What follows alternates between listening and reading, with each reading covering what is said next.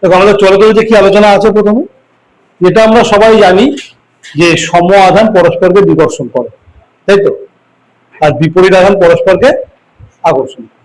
কিন্তু কতটা বল প্রয়োগ করে, ক্লাস 8-এ আমরা পড়েছিলাম, কতটা বল প্রয়োগ করে সেটা কুলম্বের সূত্র থেকে আমরা নির্ণয় করতে পারি। ঠিক আছে, এখানে একদম প্রথমেই আমরা যেটা শিখবো আধান। আধান সম্পর্কে আমরা ধারণা করব। আধান কি? প্রথম প্রশ্ন হলো আধান কি? আধান কি? যার জন্য তড়িৎ বল ক্রিয়া করে, যার জন্য তড়িৎ বল ক্রিয়া করে, যার জন্য তড়িৎ বল ক্রিয়া করে, তা হলো আধান। বোঝা গেছে? যেমন আমরা যখন মহাকর্ষ পড়েছিলাম, আমরা জেনেছিলাম যে ভরের জন্য মহাকর্ষ বল ক্রিয়া করে। দুটো বস্তুর মধ্যে মহাকর্ষ বল কাজ করে কখন? যখন তাদের ভর থাকে। ঠিক তেমনি করে তড়িৎ বল কাজ করে কখন? যখন সেগুলোর মধ্যে আধান থাকে। আধান কি? যার জন্য তড়িৎ বল ক্রিয়া করে তা হলো আধান। এবার এই আধান তো ভৌত রাশি, মাপতে হবে, তাহলে একক লাগবে। আধানের এককগুলো কি কি? এসআই একক হচ্ছে কুলম্ব, বিজ্ঞানীর নাম অনুযায়ী এসআই একক কুলম্ব, বড় হাতে সি দিয়ে লেখা হবে। আর সিজিএস একক হচ্ছে ইএসইউ, পুরো কথাটা ইলেকট্রোস্ট্যাটিক ইউনিট, বা আমরা এটাকে লিখতে পারি স্ট্যাট কুলম্ব। স্ট্যাট মানে স্ট্যাটিক ইলেকট্রিসিটি, স্থির তড়িৎ একক, ওখান থেকে আসছে স্ট্যাট কুলম্ব। এক কুলম্ব আর এক ইএসইউর মধ্যে কি সম্পর্ক? না, এক কুলম্ব সমান 3 × 10⁹ ইএসইউ।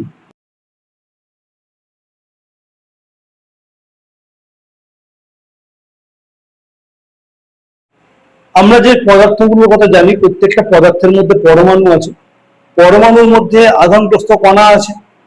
পরমাণুর মধ্যে আধানগ্রস্ত কণাগুলো কি কি? কি কি? প্রোটন, হ্যাঁ, সে তো পরমাণুর মধ্যে কণাগুলো হলো ইলেকট্রন, প্রোটন, নিউট্রন। আধানগ্রস্ত কণা কি কি? প্রোটন আর ইলেকট্রন। দুজনেরই চার্জ কত? চার্জের মান কিন্তু দুজনেরই 1.6 × 10⁻⁻19 কুলম্ব। প্রোটনের ক্ষেত্রে পজিটিভ, ইলেকট্রনের ক্ষেত্রে নেগেটিভ। যদি পরীক্ষায় প্রশ্ন করে প্রোটনের আধান কত, তাহলে প্লাস চিহ্ন দিয়ে লিখবো 1.6 × 10⁻⁻19। যদি প্রশ্ন করে ইলেকট্রনের আধান কত, তাহলে মাইনাস চিহ্ন দিয়ে লিখবো 1.6 × 10⁻⁻19। বোঝা গেল? দুজনেরই আধান, এর মানটা একই, একজন পজিটিভ, একজন নেগেটিভ। এইবার আমি যদি চাই যে কোনো পদার্থকে তড়িৎগ্রস্ত করব, ক্লাস 8-এ পড়েছিলাম, মনে করে দেখো কি করি আমরা। কোনো পদার্থকে তড়িৎগ্রস্ত করতে গেলে তাকে অন্য একটা পদার্থ দিয়ে ঘষা হয়, তাই তো? একে বলে ঘর্ষণজাত তড়িৎ। কি হয়েছিল তখন?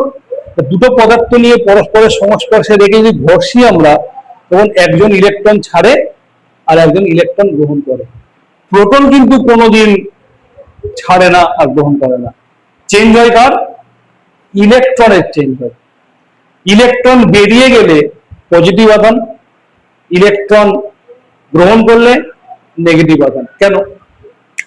যখনই আমরা কোনো পরমাণুর কথা বলবো, পরমাণু, সেটা মোট আধান কত? না, পরমাণুর কিন্তু মোট আধান 0। যদি বলি কেন পরমাণুর মোট আধান 0, তুমি যে কোনো পরমাণুর নাম বলো। সোডিয়াম, পরমাণু ক্রমাঙ্ক 11, মানে 11 খানা প্রোটন আছে আর 11 খানা ইলেকট্রন আছে। তাহলে মোট আধান কত? না, 11 খানা প্রোটনের জন্য আধান কি করে গণনা করব? একটার আধান তো এটা, তাহলে 11 খানার আধান কত? 11 × 1.6 × 10⁻⁻19, এত কুলম্ব 11 খানা প্রোটনের আধান। 11 খানা ইলেকট্রনের মোট আধান কত? 11 ইন্টু -1.6 ইন্টু 10⁻⁻19, তাই তো? তাহলে এই সংখ্যাটা যা বেরোবে এই সংখ্যাটা তাই বেরোবে, কিন্তু একটা পজিটিভ এটা নেগেটিভ। তাহলে মোট আধান বার করতে গিয়ে যে আমি যোগ করবো 0 পরমাণুর নেট চার্জ 0, পরমাণুর মোট আধান 0। এবারে ভাবো, এখন যদি এই পরমাণু সোডিয়াম পরমাণুটা যদি একটা ইলেকট্রন ছেড়ে দেয়, প্রোটন কিন্তু আগের মতোই আছে, তখন প্রোটনের চার্জ কত হবে? এটা যা আছে তাই। ইলেকট্রন 11 ছিল, একটা ছেড়ে দিয়েছে, তাহলে ইলেকট্রন এখন কটা? এখন ইলেকট্রন 10টা। ফলে ইলেকট্রনের নেট চার্জ কত? 10 ইন্টু -1.6 ইন্টু 10⁻⁻19। তাহলে এবার যদি আমি যোগ করি আর কি 0 হবে? আচ্ছা, আমি অঙ্কটা সহজে বোঝাবার জন্য, যেহেতু এই সংখ্যাটা দুজনের ক্ষেত্রে সমান, আমি একে ই দিয়ে দিচ্ছি, ছোট হাতের ই দিয়ে দিচ্ছি, ই নট ফর ইলেকট্রন। চার্জের মানটা আমি তোমাদের জন্য এক্স লিখি, সবচেয়ে ভালো করে এক্স, এটা মনে করো এক্স। তাহলে এই চার্জটা কত? 11x। এটা কত? 10 ইন্টু -x, তাহলে -10x যোগ করলে কত হবে? 1x by x plus. তো এই জন্য ইলেকট্রন ছাড়লে পজিটিভ আধান, আর ইলেকট্রন গ্রহণ করলে নেগেটিভ আধান। এখন এই যে সোডিয়াম পরমাণু একটা ইলেকট্রন ছেড়ে দিল, তাহলে চার্জ কত হলো? এক্স মানে কত? 1.6 ইন্টু 10⁻⁻19 কুলম, একটা ইলেকট্রন ছাড়লে। যদি আমি দুটো সোডিয়াম পরমাণু নিতাম আর দুজনেই একটা করে ইলেকট্রন ছাড়তো, তাহলে চার্জ কত হতো? 2x, মানে 2 ইন্টু এটা। তিনটে পরমাণু নিলে আর তিনজনের প্রত্যেক ইলেকট্রন ছাড়লে 3 ইন্টু এটা। এখন যদি প্রশ্ন করি আমি যে কোনো জায়গাতে একটা কিছু রয়েছে এবং তাকে আমরা যখন কোনো কিছু দিয়ে ঘষলাম, সে 1 কুলম চার্জ পেল। কত চার্জ পেল? 1 কুলম চার্জ পেল। তাহলে সে হয় ইলেকট্রন ছেড়েছে, নাই নিয়েছে। ছাড়লে যতগুলো ছাড়বে, নিলে ততগুলোই নেবে 1 কুলমের জন্য। প্রশ্ন হলো 1 কুলম আধানে আহিত করতে গেলে কটা ইলেকট্রন গ্রহণ কিংবা বর্জন করতে হবে? প্রশ্ন ক্লিয়ার? হ্যাঁ, এই কথা এই আরে লিখে রাখো, প্রোটন এবং ইলেকট্রনের চার্জটা লিখে রাখো।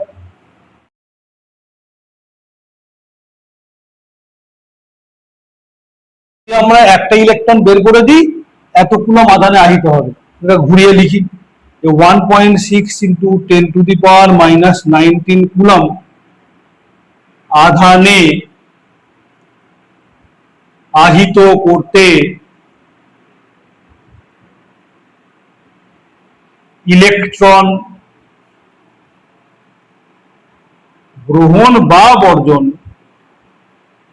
সমান 1/একটি। তাহলে 1 কুলমের জন্য কি হবে? 1 কুলম আধানে আহিত করতে ইলেকট্রন গ্রহণ বা বর্জন সমান 1/1.6 ইন্টু 10⁻⁻19টি। এইবার সমস্যা হলো যে আমি এটাকে কি করে ক্যালকুলেশন করব, এত বড় সংখ্যা। তো এবার তোমরা ক্লাস 9-এর সূচকের নিয়ম কাজে লাগাও। 10⁻⁻19টা উপরে নিয়ে গেলে কত হবে? 10⁻+19, তাই হয়তো। আর নিচে আছে 1.6। এবার ভাবো 10⁻19 মানে কি? 19টা 10। তো ওর মধ্যে যে কোনো একটা 10 নিয়ে নাও না, এখান থেকে একটা 10 নিয়ে নাও, একটা 10কে 1.6 দিয়ে ভাগ করো। 19টা 10 তো আছে, একটা 10কে 1.6 দিয়ে ভাগ করো, কত হবে? 0.2 দিয়ে এখানে 100 হয়ে গেল, 6 এলো, 96, 4 এলো, আর নামানোর মতো সংখ্যা নেই, তাহলে দশমিক দেবো। 16 দুগুণে 32, 8, আবার 0 এলো, 5 16, 80, তাহলে কত হলো? 6.25। কি করে হলো? একটা 10 নিয়ে ভাগ করেছি, একটা 10 নিয়ে নিয়েছিলাম, পড়ে আছে কটা? 18খানা 10। তাহলে পড়ে আছে 18 খানা 10 কি, তাহলে 6.25 into 10⁻18। এইটা কিন্তু মাধ্যমিক পরীক্ষাতেও পড়েছে, বি কেয়ারফুল। 2 কুলম্ব বললে কি হতো, আগে 1 এর জন্য যা হলো এটা 2 দিয়ে গুণ করবো, আর 2 দিয়ে গুণ করলে 10 বাড়বে না, এই সংখ্যাটা বাড়বে, এটা বাড়াবো। এইবারে একটা প্রবলেম দিই, দেখো ভালো করে খেয়াল করো। তাহলে তোমাকে বললো, অঙ্কটা মুখে বলছি আমি, যে 2 কুলম্ব আধানে কোনো বস্তুকে আহিত করতে গেলে কটি ইলেকট্রন স্থানান্তর করতে হবে তার অপশন দিচ্ছে। কোনটা হবে বলে এবারে?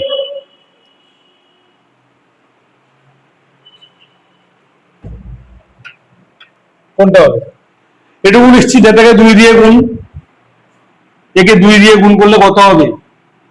12.5 into 10⁻18। কিন্তু আমাদের এমন দুর্ভাগ্য, 12.5 into 10⁻18 নেই, 12.5 into 10⁻18 এখানে নেই। তবে কোনো ভাবে ওটাকে চেঞ্জ করেছে, এটা তো হবে না বুঝতে পারছি। এবার বাকিগুলো নিয়ে ভাবি, এটা তো হবে না বুঝতে পারছি, -19 তো নয়, এদের মধ্যে কিছু একটা হবে, একটা উত্তর। তাহলে আমি যদি দশমিক বিন্দু ডান দিকে সরিয়ে দিই 1 ঘর এখানটা, এটার মানে কি করে ডান দিকে ওখানে সরবে? একটা 10 গুণ করলে সেই 10টা পাবো কোথায়? এখানে আছে ততগুলো 10। তাহলে এখান থেকে একটা 10 ধার করো না, এখান থেকে একটা 10 ধার করে এখানে গুণ করে দিলে এটা 12.5 হবে, আর একটা 10 ধার করেছিলাম বলে 18 খানা পড়ে থাকবে, এটাই অ্যাকচুয়ালি 12.5 into 10⁻18। তাহলে ওটাই 12.5 into 10⁻18। বোঝা গেছে না? আবার বলবো, আমি যে অপশন গুলো দেখতে পাচ্ছি তার মধ্যে একটা অপশন আছে 1.25 into 10⁻19। আমি দেখতে পাচ্ছি আমাদের এখানে অঙ্ক করতে গেলে 2 কুলম্বে ইলেকট্রন কত হবে না, একে 2 দিয়ে গুণ, এটা নিয়ে কোনো সন্দেহ নেই। একে 2 দিয়ে গুণ করলে কত হয় সংখ্যাটা আমি জানি, বাট এই সংখ্যাটা এখানে দেখতে পাচ্ছি না। এই সংখ্যাটা এখানে যখন দেখতে পাচ্ছি না, আগে আমি দেখি যে কোনটা হতে পারে, কোনটা হতে পারে, আন্দাজ করি। আন্দাজ করতে গিয়ে দেখলাম এটা তো কোনোভাবে হতেই পারে না, তা 10⁻18 যখন মিলে গেছে এটা মেলার কথা, এটা যখন মেলেনি এটা হবে না। আর -19 তো হতেই পারে না, তাই না? এই দুটোর মধ্যে একটা হবে। এটাকে নিয়ে ভাবনা চিন্তা শুরু করলাম। এখানে দেওয়া আছে 1.25 into 10⁻19। আমি এটাকে 12.5 আনলে একটা ধারণা করতে পারি, বা 10⁻18 আনলে ধারণা করতে পারি, যে কোনো একটা। যদি তুমি এটা ভাবো 10⁻18 ভাববে, এরকম করে ভাবতে পারো তো, কি কোনো ভুল নেই তো ভাবনাতে? ঠিকই আছে, এটা সমান এটা। এবার এই 10টার সঙ্গে গুণ করে দাও, দিলে কত হবে?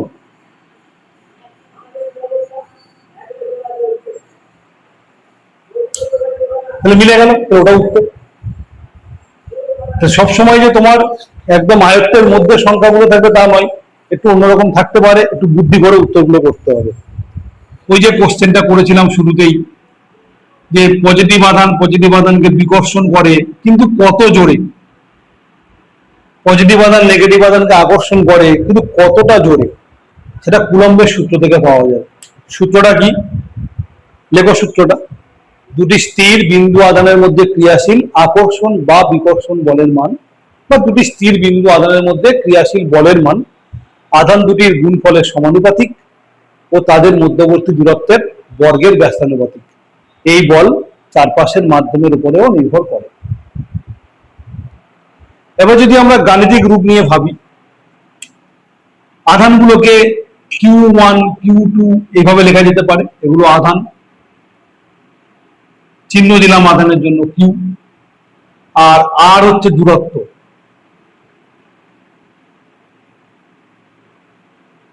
আর হচ্ছে দূরত্ব। তাহলে আমরা দেখতে পাচ্ছি বলের মান যদি F হয়, বল যদি F হয়, তাহলে F হচ্ছে আধানের গুণফলের সমানুপাতিক, মানে Q1 Q2 এর সমানুপাতিক, আর দূরত্বের বর্গের ব্যস্তানুপাতিক, মানে F ভ্যারি ড্যাশ 1/r আর স্কোয়ার। এই দুটোকে যখন আমরা সমন্বয় করে লিখবো, আমরা ভেদ শিখবো অঙ্কে, সেখানেও আছে কি লিখবো, F varies as Q1 Q2 by r square. এবার এই ভ্যারিজেস চিহ্নটা সরিয়ে অঙ্ক করার জন্য যদি সমান চিহ্ন আনি, তাহলে ডান পক্ষে একটা ধ্রুবক গুণ করতে হবে। আমরা কে দিয়ে ধ্রুবকটা লিখতে পারি, বইতে কে দিয়ে লেখা আছে, আমি অ্যাকচুয়াল লেখাটা লিখছি। ধ্রুবকটাকে লেখা হয় 1/4πε0,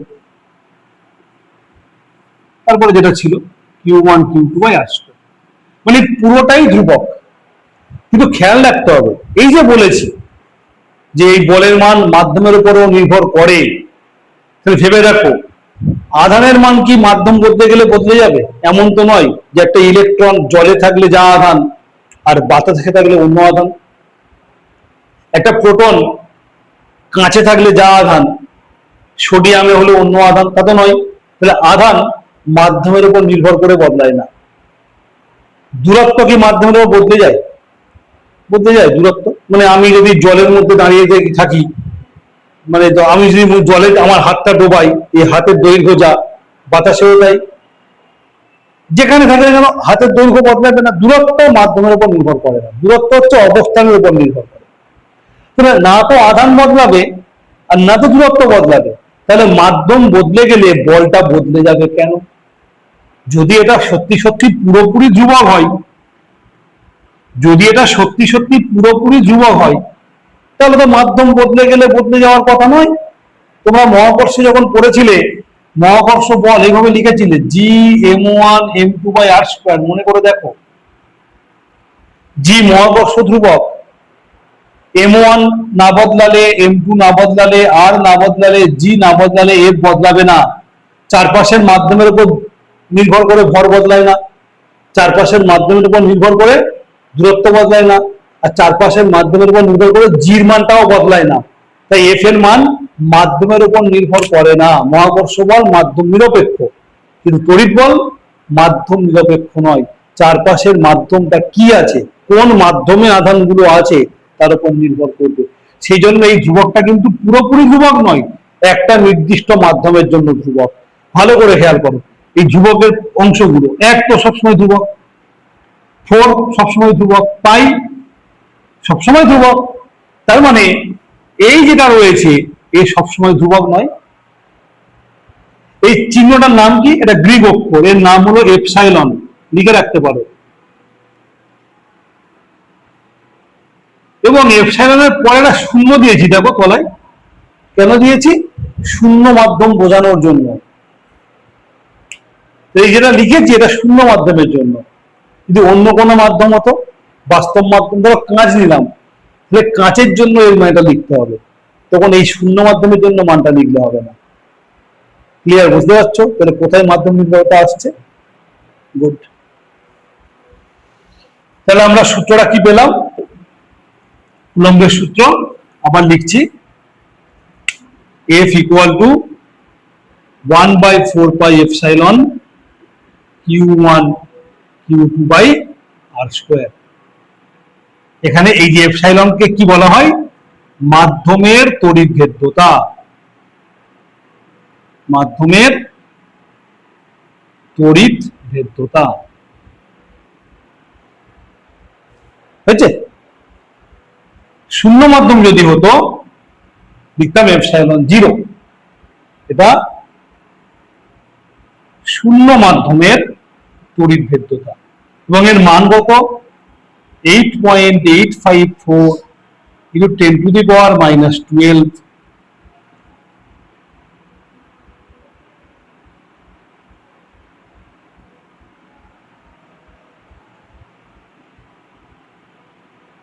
একক কি হবে? Coulomb square per newton metre. ঠিক লিখলাম তো?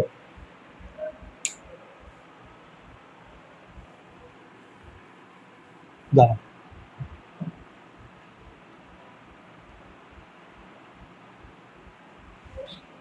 নিউটন মিটার স্কয়ার আর কুলম্ব স্কয়ার। হ্যাঁ, এর মান কত? 8.854 into 10 to the power minus 12 coulomb square per Newton meter square.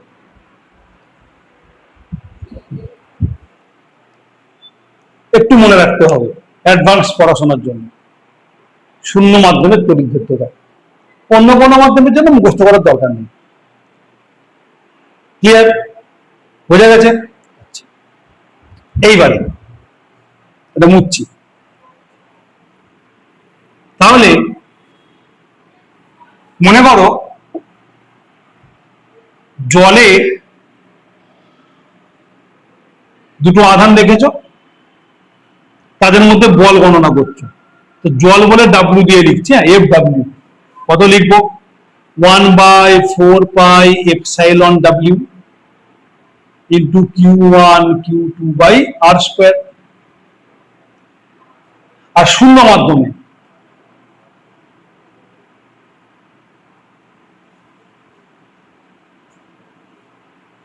কি হবে? F0 লিখি তাহলে শূন্য মাধ্যমের জন্য 1/4 পাই এপসাইলন 0, ওই আধান একই Q1 Q2 by r square. স্বাভাবিক দুটো বল আলাদা, কোনটা বেশি হবে? শূন্য মাধ্যমে বলটা বেশি, জলে বলটা কম। কি হবে না F W less than F0। এখন যদি প্রশ্ন করা হয় কত গুণ কম, কত গুণ বললে ভাগ করে দেখতে হয়, যেটা বড় তাকে ছোটটা দিয়ে ভাগ করবো। তাহলে F0 কে FW দিয়ে ভাগ করতে গেলে আগে F0 লিখি, কত হবে? 1/4 pi epsilon 0 Q1 Q2 by r square. একে ভাগ করব এইটা দিয়ে ভাগ, মানে কি এই হরগুলো উপরে লিখবো আর লবগুলো নিচে গুণ করবো, তাহলে কি হবে? 4 pi epsilon W r square by Q1 Q2। দেখো Q1 Q2 আর স্কোয়ার 4 পাই কেটে গিয়ে আমাদের উত্তর আসবে F0 বাই FW হলো এপসাইলন ডাব্লিউ বাই এপসাইলন 0। ঠিক আছে? এটাও বল এটাও বল, ফলে এই অনুপাতটার কোনো একক নেই। এটা তড়িৎভেদ্যতা, এটাও তড়িৎভেদ্যতা, তার মানে কি একই রাশির অনুপাত, তাহলে কোনো একক নেই। এটা সংখ্যা কিছু বেরোবে, কিছু সংখ্যা বেরোবে, ধরো কে বেরোলো। এই কে কে আমরা কি বলবো?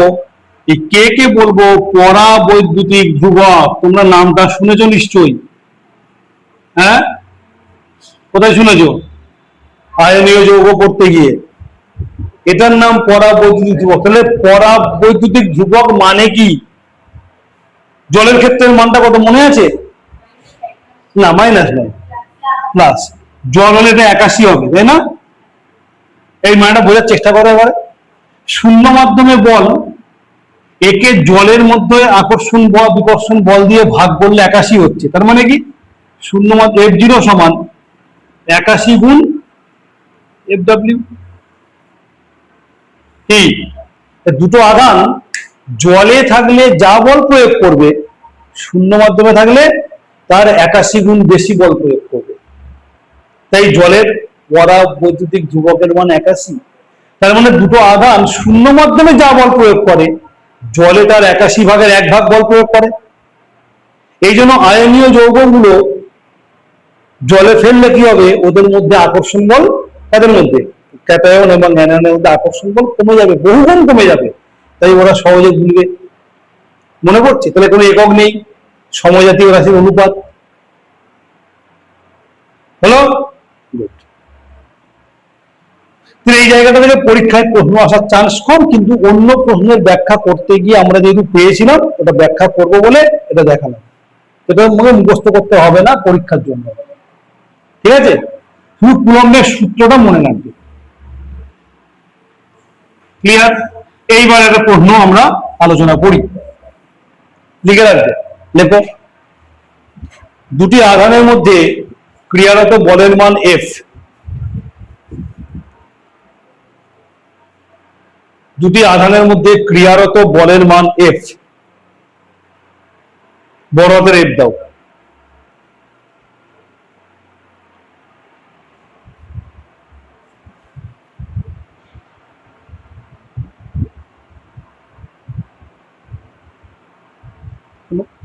যদি আধান দুটির প্রত্যেকটি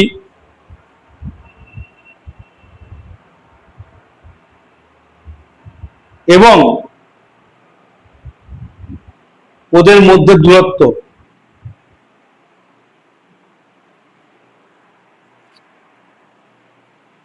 3 গুণ করা হয়,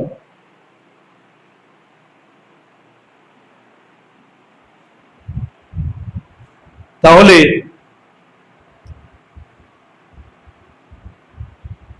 ওদের মধ্যে ক্রিয়াশীল বল হবে,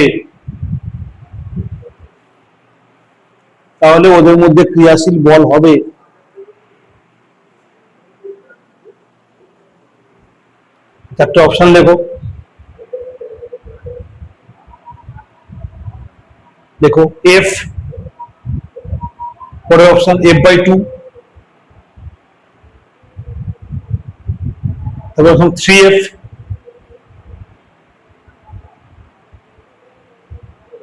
আর লাস্ট অপশন f/9। দেখো খুব সহজ ক্যালকুলেশন, খুব। দেখো প্রথমে বল কত লিখবো না, কিছু একটা ধ্রুবক আছে q1 q2/r², কিছু একটা ধ্রুবক আছে। কেন বললাম? এখানে মাধ্যম চেঞ্জের কোনো গল্প নেই, যে থাকবে আমার বয়ে গেল। এবারে সেকেন্ড টাইম যখন আমি আবার ক্যালকুলেশন করছি, সেকেন্ড টাইম এবার কি বলছে, আধানগুলো 2 গুণ কখন 3 গুণ করেছে, দূরত্বটাকেও 3 গুণ করেছে। তাহলে সেকেন্ড টাইম যখন করবো বলটা অন্য কিছু আসা উচিত, মনে করলাম অন্য কিছু আসবে, এফ ড্যাশ। আবারও আগের মতো ধ্রুবক দেবো, কারণ মাধ্যম বদলায়নি। প্রথম আধান 3 গুণ করেছে, পরের আধান 3 গুণ করেছে, দূরত্বটাও 3 গুণ করেছে। তাহলে কত হবে? আগে দূরত্ব 3 গুণ করলে কত হবে? 3r, এই দূরত্বের স্কোয়ার, 3r² নয় কিন্তু, 3 গুণ দূরত্ব যা তার স্কোয়ার। তাহলে এখানে কটা 3 আছে? স্কোয়ার মানে দুটো 3, কেটে দাও। তাহলে কি হবে? যা ছিল তাই। ব্যাস, অপশন এ, এফ।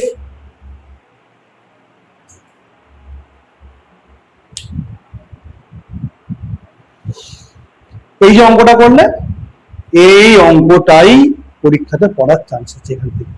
মানে এই ধরনের অঙ্ক 3 গুণের জায়গায় 2 গুণ বলতে পারে, 1.5 গুণ বলতে পারে, কিংবা তোমাদের যে বললাম আধানও 3 গুণ, দূরত্ব 3 গুণ হয়েছে, তা না বলে আধানগুলো 2 গুণ করলো, দূরত্ব 3 গুণ করলো, এটাও বলতে পারে। এই জায়গা থেকে মোট কথা প্রশ্ন পড়ার চান্স রয়েছে।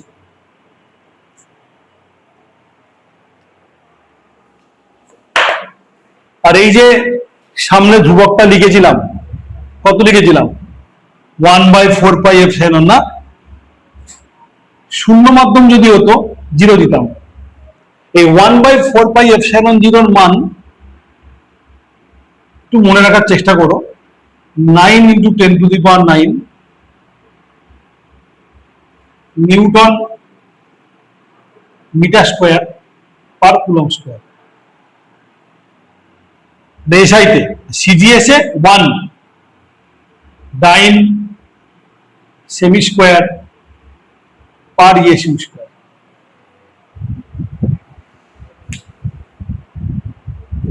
একটু মনে রাখার চেষ্টা করো। তাহলে এই আলোচনাটা কুলম্বের সূত্র, কি কি পড়বো এখান থেকে? কুলম্বের সূত্রের বিবৃতি, আর এই যে অঙ্কটা বললাম এই, আর আধানের একক, আধানের মাত্রা, আধানের মাত্রা বলা হয়নি। আধানের মাত্রা কি হবে? যে পরে আলোচনা করতাম আমরা। আধান হলো লব্ধ রাশি, প্রবাহ মাত্রা গুণ সময়, তাহলে I × T।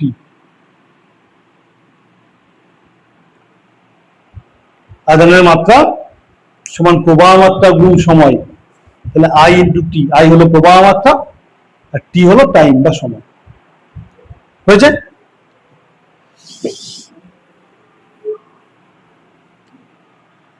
এবার খুব ইম্পর্টেন্ট দুটো আলোচনা। বিভব,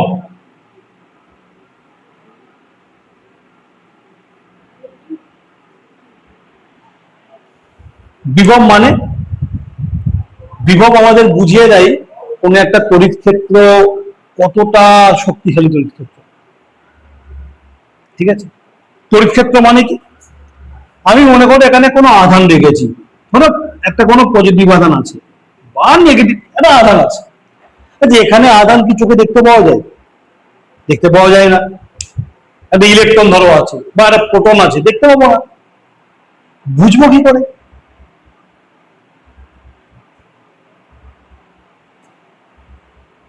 না, আর একটা আধান যদি আমি এর কাছাকাছি আনি, একই আধান হলে বিকর্ষণ হবে, আর বিপরীত আধান হলে আকর্ষণ হবে। দেখেন, আবারও তো দেখতে পাবো না। মনে রাখতে হবে, আধান এইভাবে একটা একটা করে আমরা প্রোটন বা ইলেকট্রন নিয়ে ভাবি না, সামগ্রিকভাবে দুটো বস্তুর আধান নিয়ে ভাবি, সামগ্রিকভাবে বড় আধান নিয়ে ভাবি। একটা একটা ইলেকট্রন প্রোটন নিয়ে ভাবা হয় না, তার চোখে দেখতে পাবো না আমরা। ঠিক আছে, বস্তুগুলোকে দেখতে পাই, আকর্ষণ বিকর্ষণ করে, আধানগুলো চোখে দেখতে পাই না। তাহলে একটা আধানের চারপাশে যদি অন্য একটা আধান রাখি, আকর্ষণ বা বিকর্ষণ করবে। কিন্তু যদি খুব দূরে রাখি, অনেক দূরে, অনেক দূরে রেখেছি, কি হবে? আকর্ষণ করবে? করবে। বিকর্ষণ করবে? হ্যাঁ, করবে। মানে আকর্ষণ বা বিকর্ষণ আধানের প্রকৃতি থেকে আমরা ঠিক করবো, বাট করবে কি করবে না? হ্যাঁ, করবে। কিন্তু বলের মান অনেক কমে যাবে। কেন ভেবে দেখো না, মনে করো না এই আধানটা 10 একক, এই আধানটাও 10 একক। যখন এদের মধ্যে দূরত্ব 1 একক ছিল, এটা মনে করো 1 একক দূরত্ব ছিল, এই বল গণনা করতে গিয়ে আধানগুলো গুণ করেছিলাম 10 গুণ 10 আর দূরত্বের স্কোয়ার করেছিলাম। তাহলে মোটামুটি ভাবে সামনে একটা ধ্রুবক ছিল, এখানে 100 এসেছিল। এখন দূরত্বটা বাড়িয়ে মনে করো করে দিলাম আমি 10, তাহলে এখন বল কত হবে না, ওই ধ্রুবক আধানগুলোর গুণফল 10 গুণ 10 বাই দূরত্বের বর্গ, 10 এর স্কোয়ার। তাহলে কত হলো? কে। আগে যেখানে ছিল 100 কে, এখন কত হয়ে গেল? কে। আরো দূরে যাই, যদি আমি এখান থেকে যদি 100 গুণ দূরে চলে যাই, তাহলে বলটা কত হবে? F3 সমান কে ইন্টু আধানগুলোর গুণফল বাই দূরত্বের বর্গ। তাহলে এখানে একটা দুটো 10-এর বর্গ আছে, না 4টে 10 তলায়, তাহলে ওপরে দুটো 10 কেটে গেলে তলায় দুটো 10 পড়ে থাকবে, কে বাই 100। তাহলে আরো কমে গেল আকর্ষণ বল। কোনোদিন কি আকর্ষণ 0 হতে পারে বা বিকর্ষণ 0 হতে পারে? এরকম ভাবে তুমি মনে করো দূরত্বের মান আরো বাড়াচ্ছ, এই প্রক্রিয়ায় ভাগ করে 0 পেতে পারো কোনোদিন? ভাগ অঙ্কের উত্তর 0 কখন হয়? তখন ভাজ্য নিজে 0, নাকি ভাজক 0? ভাজ্য নিজে 0। এখানে কি ভাজ্য 0 হবে কোনোদিন? আধান তো আছে, ভাজ্য 0 নয়। ভাজ্য যখন 0 নয়, ভাগ অঙ্কের উত্তর 0 আসতে পারে না। তাহলে বলের মান কোনোদিন 0 হবে না, কমে যেতে পারে। তাহলে বল কোনোদিন 0 হবে না, যেখানেই যাবে না কেন আকর্ষণ বা বিকর্ষণ করবে। কিন্তু একটা দূরত্বের পরে এই আকর্ষণ বা বিকর্ষণ বলের মান এতটাই কম যে বস্তুত পক্ষে আমরা সেই বল অনুভব করতে পারবো না। যেমন তুমি এখানে বসে আছো, তুমি এখানে পৃথিবীর টানটা অনুভব করছো, কোনদিন কি টান অনুভব করছো যে সূর্য আমাকে টানছে? আমার উপর কি সূর্যের কোনো আকর্ষণ নেই?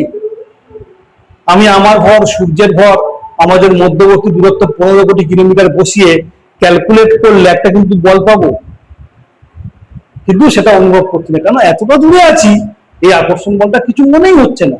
ঠিক তেমনি করে তড়িতের ক্ষেত্রেও তাই, যখন খুব দূরে থাকে আকর্ষণ 0 হয় না, খুব ক্ষীণ হয়ে যায়, আমরা মনে করতে পারি আকর্ষণ প্রায় নেই।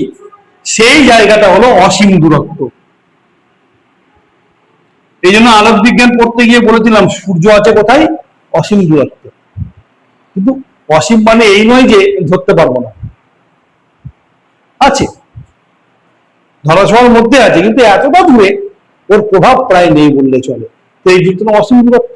বিভব কি দেখো ভালো করে বোঝো। মনে করো তুমি একটা তড়িৎ ক্ষেত্র তৈরি করেছো একটা পজিটিভ আধান বসিয়ে, এইবার তুমি কি করছো, একটা পজিটিভ আধানকে কোথায় রেখেছো? অসীম দূরত্বে রেখেছো। তাহলে এই দুটোর মধ্যে বল কত? প্রায় নেই, প্রায় নেই। এইবার যেই তুমি এই আধানটাকে তড়িৎ ক্ষেত্রে প্রবেশ করালে একটা কিছু বল কাজ করবে এদের মধ্যে। বলটা বিকর্ষণ না আকর্ষণ? অবশ্যই বিকর্ষণ, কারণ দুটো সম আধান। তাহলে আমি যদি এখন একে আরেকটু ভেতরে ঠেলি নিয়ে আসি, সহজে আনতে পারবো না? কাজ করতে হবে, কাজ করতে হবে, কারণ তো বিকর্ষণটা ঠেলে সরিয়ে দেওয়ার চেষ্টা করছে, আমি তাও ভেতরের দিকে আনছি। তাহলে যদি আমি এখান থেকে ঠেলে ঠেলে এই পর্যন্ত আনি, আমাকে বেশ কিছুটা কাজ করতে হবে। যে আধানটাকে আনলাম, যদি এটা একক ধনাত্মক আধান, মানে সিজিএস এ ভাবলে 1 ইএসইউ ধনাত্মক আধান, বা এসআই তে ভাবলে 1 কুলম্ব ধনাত্মক আধান, একক ধনাত্মক আধান যদি হয়, তাহলে এই পর্যন্ত আনতে যে পরিমাণ কার্য করব, সেই পরিমাণ কার্যকেই আমরা বলবো এই বিন্দুতে তড়িৎ বিভব। তড়িৎ বিভব মানে কি? অসীম দূরত্ব থেকে একটি একক ধনাত্মক আধানকে তড়িৎ ক্ষেত্রের কোনো বিন্দু পর্যন্ত বয়ে আনতে যে পরিমাণ কার্য করতে হয়, তাকে ওই বিন্দুর তড়িৎ বিভব বলে। তাহলে এবার ভাবো, যদি আমি 1 কুলম্ব আধান না বয়ে আনতাম, যদি আমি কিউ আধান বয়ে আনতাম, কিউ, আর আমাকে এই পর্যন্ত আনতে গিয়ে ডাব্লু পরিমাণ কার্য করতে হতো, আমি কি করে বিভব গণনা করতাম? মানে লিখতাম কিউ পরিমাণ আধান বয়ে আনতে কার্য সমান ডাব্লিউ। তাহলে একক বা এক পরিমাণ আধান বয়ে আনতে কার্য সমান ডাব্লিউ বাই কিউ। অতএব ডাব্লিউ বাই কিউ এটা হচ্ছে বিভব, কারণ 1 কুলম্ব আধান আনতে যে কার্য, তার নাম বিভব। তাহলে ভি সমান ডাব্লিউ বাই কিউ, এটাই হলো আধান, বিভব এবং কার্য এর মধ্যে সম্পর্ক।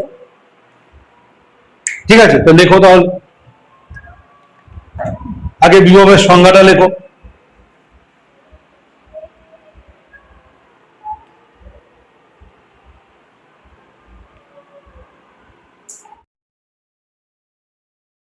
বলবো, তাই তো? দেখো কি হলো, কার্য একক হলো জুল, আর আধানের একক কুলম্ব। তাহলে বিভবের একক কি হবে? Joule per coulomb. ঠিক আছে না? যদি আমি বলি যে বিভবের একক মানে মান হচ্ছে, মনে করো ভি দেওয়া আছে, ভি সমান 10 জুল পার কুলম্ব, মানে কি তাহলে?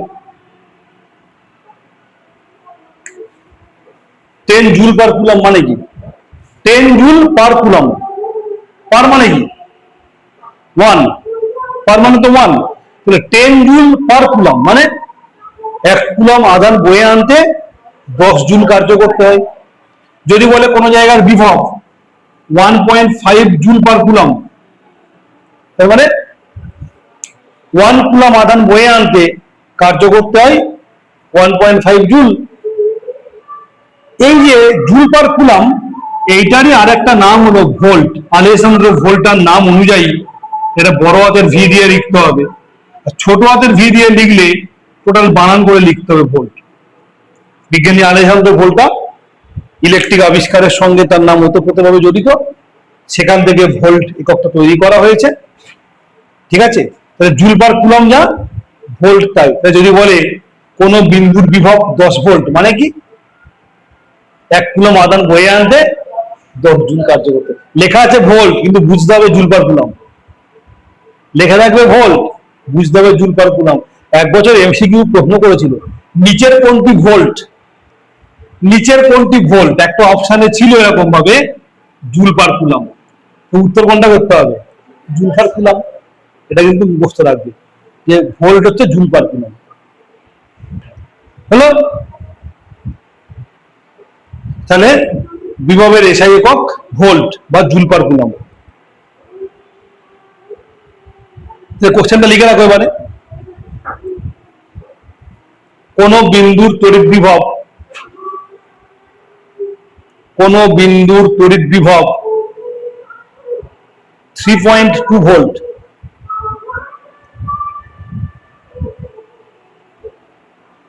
বলতে কি বোঝো? কোন বিন্দুর তড়িৎ বিভব 3.2 ভোল্ট বলতে কি বোঝো? উত্তর কি লিখবো? এরকম লিখবো আমরা 3.2 ভোল্ট সমান 3.2 জুল পার কুলম।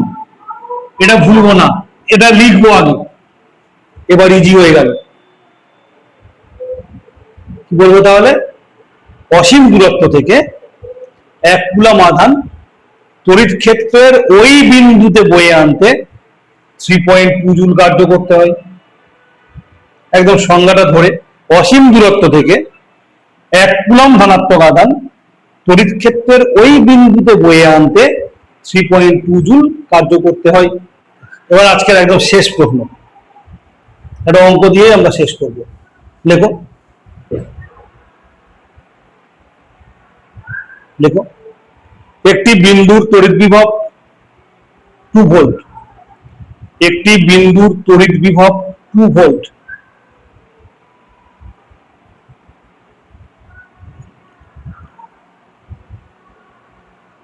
তাহলে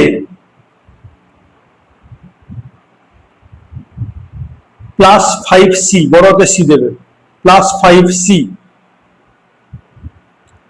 আধান অসীম থেকে ওই বিন্দুতে আনতে কত কার্য করতে হবে?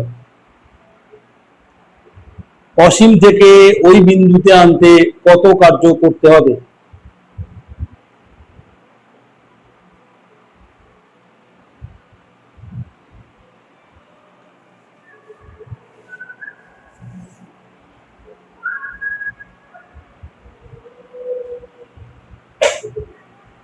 কি করবে?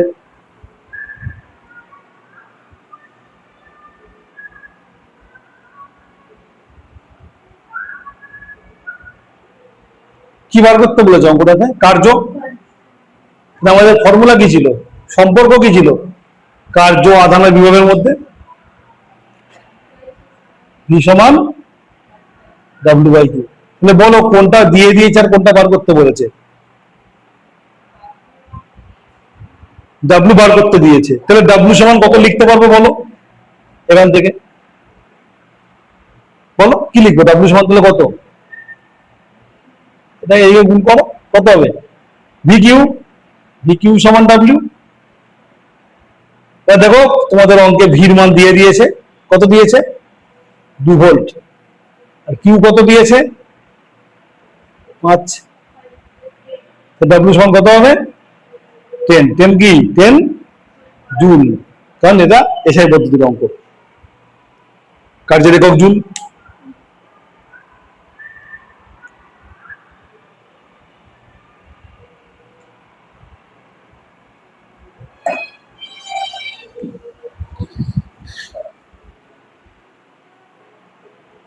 আচ্ছা, এই যে তোমাদের এই টোটাল জিনিসটা রেকর্ড করলাম আমি, যেটুকু সম্ভব হয়েছে, আমি জানি না কি হয়েছে, আমি দেখবো এবার বসে বসে। এটা কিন্তু আমি ছেড়ে দেবো ইউটিউবে। ওকে, যদি কোনো জায়গায় কোনো সমস্যা থাকে সেখানে দেখতে পাবে, সেখানে দেখে নিতে হবে। ঠিক আছে, আর ওখানে একটা কোশ্চেনও আমি দেবো, সেই কোশ্চেনটা আজকে দেবো না, সেটা পরদিন দেবো, কারণ ওই কোশ্চেনটা তোমাদের পরীক্ষা নেবো পরদিন। যে কোশ্চেনটাই পরীক্ষা হবে সেই কোশ্চেনটা ইউটিউবে থাকবে, কিন্তু সেটা পরে ঢুকবে, এখন ঢুকবে না। এখন তো দেখতে পাবে ওই কোশ্চেনটা। যারা আসছে না পড়তে, ইভেন যদি দীপা নীলিমা যদি আসেও, কথা বলে দেখতে পাও, পরিষ্কার বলে দেবে যে নিয়ম হচ্ছে স্যারের কাছে এখন থেকে সমস্ত ক্লাস রেকর্ড হয়, ইউটিউবে ছাড়া হয়। যে যে ক্লাসটা মিস করবে তাকে সেই ক্লাসের পড়া বাড়িতে পড়ে রেডি হয়ে পরদিন উত্তর লেখার জন্য রেডি হয়ে আসতে হবে। ঠিক আছে, কারণ এখানে আমরা শুধুমাত্র পড়তে আসিনি, আলটিমেট লক্ষ্য কি? রেজাল্ট একটা যেন ভালো জায়গায় পৌঁছায়। ক্লিয়ার?